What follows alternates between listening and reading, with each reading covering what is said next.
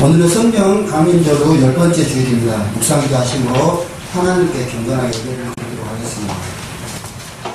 바리새인들과 또 서기관 중 몇이 예루살렘에서 와서 예수께 모여들었다가 그의 제자 중 몇 사람이 부정한 손, 곧 씻지 아니한 손으로 떡 먹는 것을 보았더라. 바리새인들과 모든 유대인들은 장로들의 전통을 지켜 손을 잘 씻지 않고서는 음식을 먹지 아니하며 또 시장에서 돌아와서도 물을 뿌리지 않고서는 먹지 아니하며 그 외에도 여러 가지를 지켜 오는 것이 있으니 잔과 주발과 물그릇을 씻음이더라. 이에 바리새인들과 서기관들이 예수께 묻되 어찌하여 당신의 제자들은 장로들의 전통을 준행하지 아니하고 부정한 손으로 떡을 먹나이까? 이르시되 이사야가 너희 외식하는 자에 대하여 잘 예언하였도다. 기록하였으되 이 백성이 입술로는 나를 공경하되 마음은 내게서 멀도다. 사람의 계명으로 교훈을 삼아 가르치니 나를 헛되이 경배하리로다 하였느니라. 너희가 하나님의 계명을 버리고 사람의 전통을 지키느니라. 또 우리 하나님의 은혜와 평강이 성도님들 가정에 충만하시기를 바랍니다. 오늘 마가복음 7장입니다. 예수께서는 아직 마가복음 7장에 이르기까지 아직 가버나움을 중심으로 이스라엘 북쪽 갈릴리 지역에서 주로 사역하고 계셨습니다. 그러나 예수님에 관한 소문은 이미 이스라엘 전체에 퍼졌고 심지어 인근의 그 이방 지역에까지 예수님에 관한 소문이 퍼졌습니다. 그래서 예루살렘에 있는 바리새파 지도자들도 이 소문을 듣고 예수님에 대하여 조사하기 위하여 사람을 보냈습니다. 바리새파 사람들은 어떤 사람이냐면요, 성결에서 공식적인 직책을 가지지 않은 사람입니다. 그래서 주로 하는 일이 율법을 연구하고 사람들을 가르치는 일입니다. 조선시대 선비들이 동네에서 서당을 만들고 학문을 전수했던 것처럼 이들도 제야에서 주로 회당에서 율법을 가르쳤습니다. 그 점에서 예수님하고 예수님의 사역하고 좀 비슷한 점이 있었죠. 예수님도 성전에서 공식적인 직책을 맡지 않으시고 회당에서 들판에서 사람들을 모아 가르쳤습니다. 그러니까 바리새파 사람들이 볼 때 예수님의 활동이 자신들의 활동하고 매우 유사한 것이었기 때문에 저 사람이 우리와 같은 사람인가 하는 생각을 갖게 된 것이죠. 그래서 우리와 같은 부류의 사람인가 아니면 우리에게 해를 끼칠 사람인가 또 확인해 보고 싶었던 겁니다. 그래서 그동안 여러 차례 사람을 보내서 확인하고 예수라는 사람은 우리와 다르다. 우리에게 이로울 것이 없다. 그렇게 결정을 내렸잖아요. 그래서 계속해서 사람들을 보내서 시비를 걸었던 겁니다. 오늘 본문 7장에도 그런 이유로 바리새파 사람들이 예수님을 따라다니다가 한 가지 시비거리를 찾아내가지고 예수님께 시비를 건 내용입니다. 시비 건 내용이 뭡니까? 왜 당신의 제자들은 장로들의 전통을 지키지 않느냐? 여기서 구체적으로 뭐였습니까? 식사할 때 손을 씻지 않는다는 것이었습니다. 우리는 오늘 우리 시대에 살아가는 사람들은 대부분 식사하기 전에 손을 씻습니다. 우리가 손을 씻는 것은 위생을 위해서입니다. 그런데 유대인들의 그 손 씻는 것은 위생을 위해서 손을 씻는 그런 정도가 아니라 종교적인 의식이었습니다. 종교적인 의식. 식사하기 전마다 늘 우리가 식사하기 전에 기도하듯이 식사하기 전에 손을 씻고 이 정결 예식을 하는 겁니다. 출애굽기에 보면 그런 내용이 나와 있어요. 제사장들이 회막에 들어가기 전에 회막에 들어가서 하나님께 잡은 짐승을 제사를 드려야 되지 않습니까? 이 일을 하기 전에 회막 앞뜰에 이 물두멍이라고 하는 큰 그릇이 있는데 거기 물이 들어있어요. 거기서 손발을 씻는 겁니다. 그렇게 씻는 이유가 뭐냐면 물론 제사장들은 그날 자기가 집전을 해야 된다면 제사를 집전해야 된다면 목욕 제기하고 나옵니다. 목욕 제기하고 집에서 나오지만 오는 동안 손발이 더러워질 수 있지 않겠어요? 더러운 손발로 묻은 손발로 하나님께 제사를 드릴 수가 없으니까 제사 드리기 전에 손을 씻는 겁니다. 그게 처음 시작했던 것은 매우 실제적인 이유 때문에 손을 씻었던 겁니다. 이것이 세월이 흐르는 동안에 하나의 의식이 되었고, 하나의 의식이 되었고, 그것이 일반인에게까지 확장이 된 겁니다. 그래서 일반인들도 공식 기도를 하거나 식사하기 전에는 손을 씻어야 한다. 이렇게 된 겁니다. 이것이 소위 말하는 장로들의 유전 또는 장로들, 오늘 본문 말씀에 전통 이렇게 나왔습니다만, 보통 장로들의 유전 또는 장로들의 전승, 이렇게 불려지는 내용입니다. 사실 식사 전에 손을 씻는다는 것은 위생적인 측면에서 얼마나 좋습니까? 근데 이게 문제가 된 것은 바리새인들에게는 손발 씻는 것이 위생적인 문제가 아니었다는 겁니다. 바리새인들은 부정한 사람들의 목록을 가지고 있습니다. 그것은 구약 성경의 모세의 율법에 나온 겁니다. 그래서 부정한 사람들을 정합니다. 그리고 그 부정한 사람들 가까이 하면 안 된다는 것이죠. 시체를 만진 사람은 부정하다. 시체를 만진 사람이 그 리스트에 들어있습니다. 여러분, 시체를 만진 사람이 왜 부정할까요? 종교적으로 부정하다는 이야기는 아마 아니었을 거예요. 제가 생각할 때 그래요.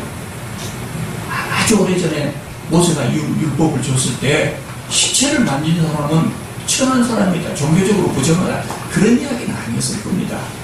그럼 사람이 죽으면 질병으로 죽을 경우가 있죠.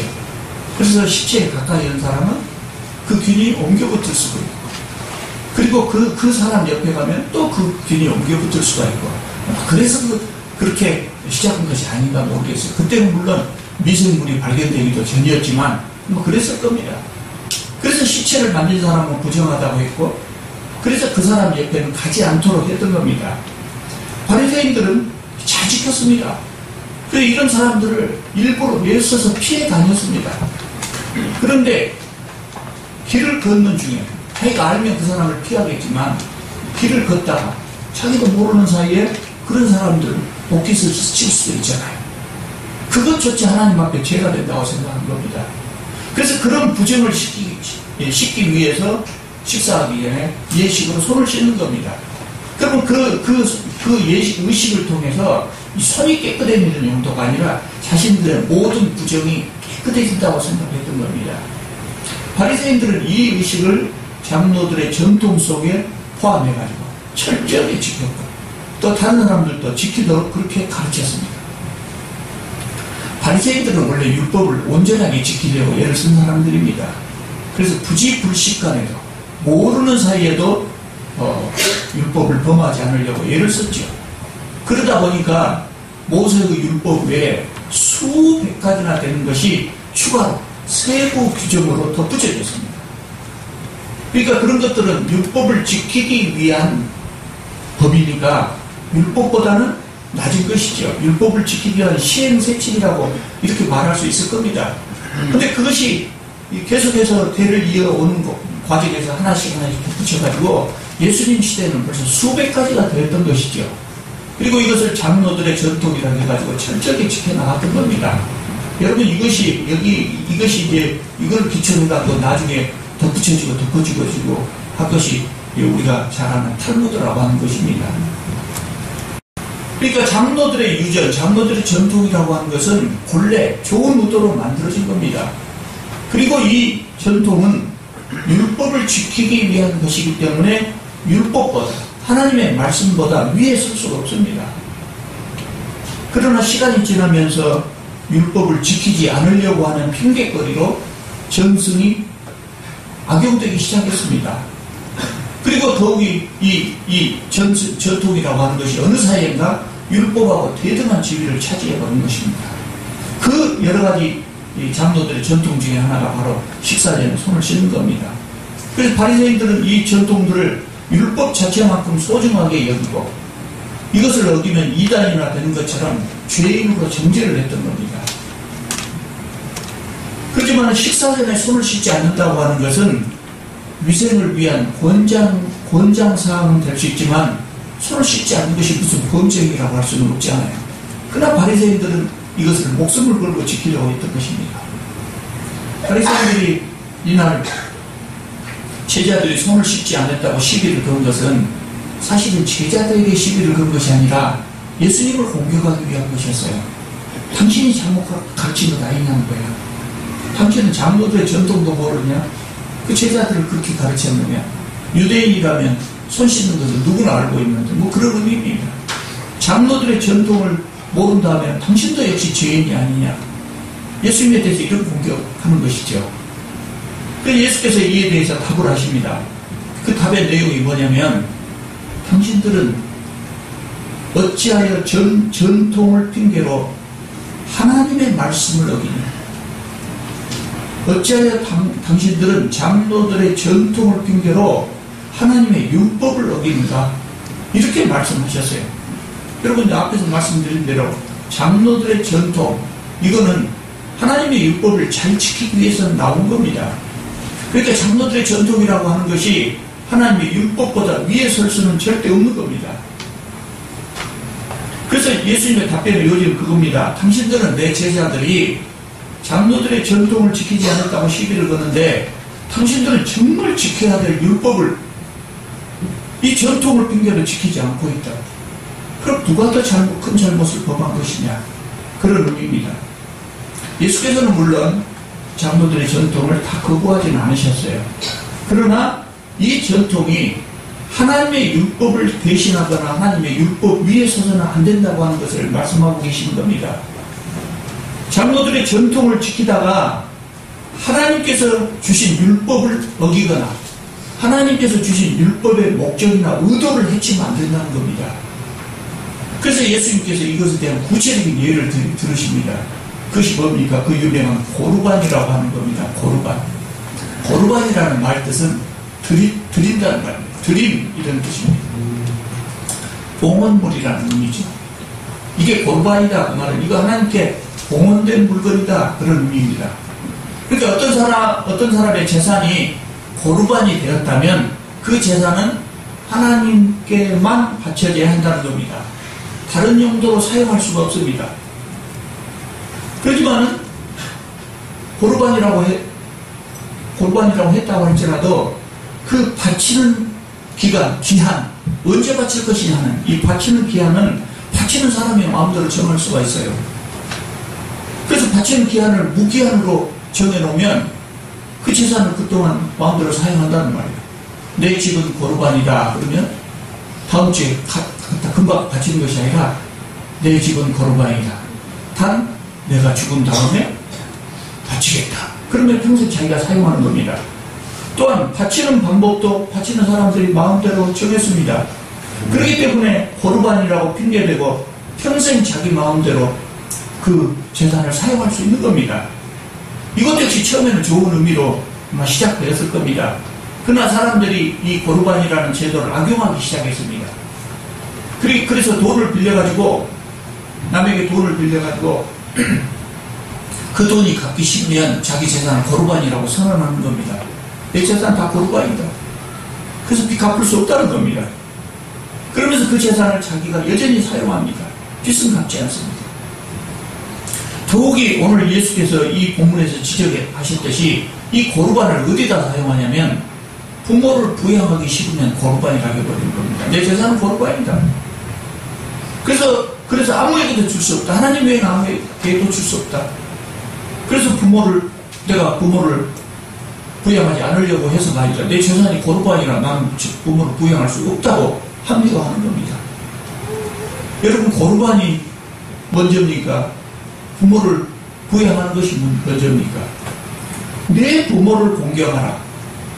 내 부모를 공경하라고 하는 것은 율법 중의 율법 중에 핵심 뭐하는 것이 십계명 아닙니까? 그 십계명에 들어있는 내용입니다. 그리고 이 계명은 십계명 중에서도 인간관계에 관한 율법으로 가장 먼저 주신 율법이 바로 내 부모를 공경하라는 겁니다. 그런데 바리새인은 고르반이라고 하는 전통을 핑계로 부모를 부양하라는 율법을 지키지 않는 것을 합리화했습니다. 그러니까 바리새인들은 고르반이라고 하는 전통을 내 부모를 공경하라고 하는 율법보다 높은 수준에 올려놓은 겁니다. 누가 이거 아웅하는 것이죠. 내 재산을 하나님께 다 바쳤다. 그러므로 부모님께 드릴 것이 없다. 이것이 말이 됩니까? 실제로 바친 것이 아니다. 여전히 가지고 있는 거다. 본인을 위해서는 사용하는 거죠. 여러분, 우리는 하나님께 내 재물과 시간을 드려야 합니다. 그럼 우리가 하나님께 내 재물을 드린다고 할 때 어떻게 드릴 수 있습니까? 어떻게 하나님께 내 재물을 하나님께 어떻게 드릴 수 있습니까? 우리 교회도 해외에 있는 선교사님들에게 후원금을 보내는데요. 과거에 있는 선교사들에게 후원금을 보내는 것이 참 복잡한 절차가 필요했습니다. 그래서 지금은 너무나 간단해졌어요. 그 선교사님들이 국내에 들어오지 않을지라도 해외 출국하면서 한국에 있는 어떤 은행에 계좌를 만들어 놓고 가는 겁니다. 그리고 그 계좌에 관련된 카드를 하나 들고 가는 겁니다. 우리 교회도 그렇게 합니다. 그래서 그 선교사님들 한국에 있는 은행에, 우리나라 은행에 계좌에다 그냥 넣어드리면 그 선교사님들은 그 카드를 가지고 현지 ATM 기계에서 그냥 바로 손쉽게 빼서 쓸 수가 있습니다. 그 선교사님들한테 송금하는 게 참 편해졌어요. 하나님께도 그렇게 할 수 있을까요? 하나님께서도 그렇게 할 수 있다면 우리가 하나님께 헌금하는 게 얼마나 편하겠습니까? 그러나 하나님은 우리나라 은행에 계좌를 가지실 수가 없어요. 우리는 그렇게 송금할 수가 없다고 해요. 그럼 우리가 어떻게 하나님께 드릴 수가 있겠습니까? 생각해보면 여러 가지 방법이 있습니다. 그러나 가장 확실한 것, 여러 가지 방법이 있지만 그 중에는 우리가 하나님께 드린다고 들었지만 그 여러 가지 방법 중에 어떤 방법은 배달 사고가 날 수도 있습니다. 중간에서 전달이 안 될 수도 있어요. 그런데 100% 하나님께서 받았다고 영수증을 써주시는 것이 있다 이 말이에요. 가장 확실한 방법. 뭡니까? 잠언 19장 17절에 그렇게 나왔어요. 가난한 자를 불쌍히 여기는 것은 여호와께 구워지 드리는 것이다. 하나님께서 그 선행을 갚아주시리라 그랬어요. 가난한 사람들을 돕는 것은 하나님께 빌려드리는 것과 같다는 거예요. 가난한 사람들 돕는 것은 천국에 있는 내 통장에다 돈을 넣어놓는 것과 같다는 거예요. 이것보다 확실한 방법 어디가 있겠습니까? 그러니까 우리가 교회에 헌금하는 이유도 이 헌금이라고 하는 것이 가난한 사람들을, 물론 이 헌금이 교회를 운영하는 데로 사용되지만 이 헌금이라고 하는 것이 가난한 사람들 위해서 쓰인다고 하는 것을 전제로 우리가 헌금을 하는 겁니다. 그런데 우리 하나님께 바치기 위해서 연로한 부모님을 부양하지 않는다면 그것이 말이 되냐 그 말입니다. 아직 바치지도 않았으면서 골반이 됐다. 이렇게 하면서 부양하지 않는다고 하는 것은 이게 말이 되지 않는 것이에요. 실제로 아직 바치지 않은 것이 아니라 바쳐버렸다고 하죠. 나는 하나님께 내 재산을 모든 재산을 다 바쳤다. 그러니까 내 부모님을 부양할 수 없다. 다 바쳐버렸으니까 부양을 못하겠죠. 그랬다고 할지라도 그것은 지혜로운 방법은 아니라고 할 수 있어요. 하나님께서 모세를 통해서 네 부모를 공경하라고 말씀하셨습니다. 그렇기 때문에 이것을 어긴다면 그것은 이스라엘 사람들로서는 실정법을 위반하는 겁니다. 근데 바리새인들은 고르반이라고 하는 전통을 만들어 놓고 그것을 핑계로 실정법을 어긴 겁니다. 더욱이 문제는 그 고르반이라고 선언했다고 해서 그 재산을 즉시 하나님께 바치는 것도 아닙니다. 죽을 때까지 자기 마음대로 사용했습니다. 그러니까 고르반은 정말 하나님께 바치기 위한 제도가 아니라 부모님을 부양하지 않으려는 핑계에 불과했다는 것이죠. 그런데 바리새인들이 그렇게 목숨을 걸고 지키려고 한 이 장로들의 전통이라고 하는 것은 처음에는 좋은 것이었지만 적어도 예수님 시대에 이르러서는 그 장로들의 전통이 하나님을 섬기는 것과 별로 관계가 없는 것이 되고 말한 거죠. 여러분, 제자들이 지키지 않은 그 손을 씻지 않았다고 하는 이 정결 예식은 본래 제사장들에게만 적용되는 예식입니다. 그것을 확장한 거예요. 그래서 적절하지 못한 전통이라고 말할 수 있어요. 또 이것은 개인적인 위생 문제입니다. 손을 안 씻는다고 해서 그것이 개인적인 위생의 문제는 있지만 다른 사람을 해롭게 하는 건 아니지 않습니까? 그러나 바리새인들은 고르반을 핑계로 부모를 부양하지 않았습니다. 이것은 제자들이 손을 씻지 않는 것하고는 비교할 수 없이 잘못된 명백하게 율법을 어기는. 더욱이 이 바리새인들은요, 마음속에 무슨 생각을 품고 살았는지 아십니까? 이때는 이미 예수님을 죽여야 되겠다고 생각하고 있었어요. 죽여야 되겠다고 생각하고 있었어요. 그러니까 그들은 살인하지 말라는 계명을 지금 어기고 있는 겁니다. 지금 예수님 앞에 와서 따지는 것이 살인하지 말라는 계명을 어기고 있는 겁니다. 여러분, 바리새인들이 얼마나 참, 이 시대에 바리새인들이 얼마나 참 잘못되었는가를 알 수 있죠. 그런데 사실은 이런 일은 바리새인들만 했던 것이 아닙니다. 이런 것은 기독교의 역사상 이런 일은 수도 없이 많았어요. 성경 말씀에 교리를 만들어 놓고, 교리는 참 필요한 거거든요. 왜냐하면 우리가 성경 말씀을 다 읽고 암기하고 할 수 없기 때문에 그 중에 중요한 부분을 다 뽑아서 요약해 놓은 것이 교리 아닙니까? 근데 그 교리를 만들어 놓고 그 교리는 지켜야 되죠. 지켜야 되겠죠. 근데 그 교리를 지키기 위해서 하나님 말씀보다도 교리를 더 중요하게 여기고 그것을 지키는데 목숨을 거는 사람도 많았습니다. 그리고 그 교리 때문에 중세에 수많은 여인들이 마녀 사냥으로 불에 태워져 죽었습니다. 얼마나 잘못된 것입니까? 지금도 그렇습니다. 지금 우리도 바리새인들처럼 그럴 수 있다. 우리도 그럴 수 있습니다. 교회 안에 성경 말고도 수많은 규칙들이 있습니다. 노예에 가보면, 물론 목사님들이 다 그러지 않지만, 노예에서 회의를 하잖아요. 그러면 사사건건 꼭 자기가 한마디씩 해야 되겠다고 생각하는 분이 있는 것 같아요. 누가 뭔 안건을 낼 때마다 손들고 그냥 우그락 두그락 하면서 그렇게 목숨을 걸고 이야기하는 것 같이 그렇게 보이는 분들이 있어요. 그 절차 하나 어기면 큰일 날 것처럼. 그런 경우들이 많습니다. 이런 것들이 잘못 사용될 때 교회가 불화하고 목사들이 불화하고 그렇게 되는 겁니다. 근데 문제는 뭐냐면 그것이 자기 편에게 관대해 져버리는 겁니다. 그게 문제죠. 여러분, 어떤 법이나 교리가 아무리 중요하다 해도 그것은 성경 말씀 위에 설 수가 없어요. 성경 말씀에 위배되면 끝입니다. 우리 한국에 수많은 법률이 있잖아요. 수많은 법률이 있습니다. 그렇지만 어떤 법률이 이것이 위헌이다, 헌법에 위배되는 것이다 하면 바로 무효입니다. 헌법재판소에서 이거는 헌법에 위배된 것이다, 위헌이다, 그럼 그 법률은 바로 무효가 되는 겁니다. 그 법률 때문에 감옥에 갇혔던 사람이 있다면 바로 다 끌려갑니다. 성경 말씀이 우리에게 가장 중요한 원리입니다. 따라서 많은 규칙과 교리가 있지만 이것들이 성경 말씀에 어긋난다 하면 그것은 무효입니다. 성경 말씀의 핵심이 뭐입니까? 성경 말씀의 핵심. 구체적인 성경 말씀의 한 조항도 중요하지만 성경 말씀의 정신, 하나님께서 우리에게 이 말씀을 주신 본래의 목적, 그건 더 중요해요. 그게 뭐겠습니까? 모든 율법을 두 마디로 딱 정리해서 예수님이 뭐라고 했습니까? 하나님 사랑, 이웃 사랑. 그러니까 모든 법이라고 하는 것은 사랑의 동기로 나와야 됩니다. 어떤 사람을 교회에서 어떤 사람을 징계할 때도 이 징계가 저 사람에게 유리하냐 불리하냐, 좋겠냐 안 좋겠냐, 또 이 사람을 징계함으로 인해서 온 성도들에게 덕이 된 것이냐 아니냐, 이 사랑의 동기로 하라는 것입니다.